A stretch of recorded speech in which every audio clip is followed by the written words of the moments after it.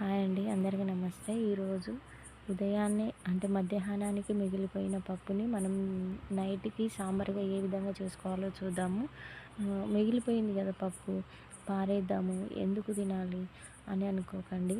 ఎప్పటికో ఒకసారి ఉపయోగపడుతుంది. ఎప్పుడైనా ఒకసారైనా ఉపయోగపడుతుంది. ఎందుకులే తీసేది స్కిప్ చేద్దాం అనుకోకండి.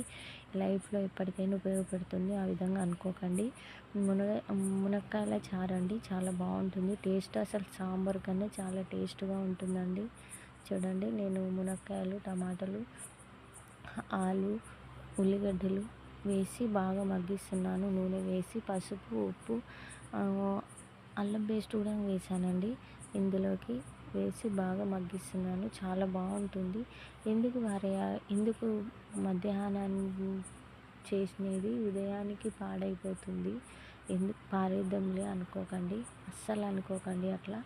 ఎందుకంటే మనకి ఎప్పటికో ఒకసారి లైఫ్లో ఉపయోగపడుతుందండి.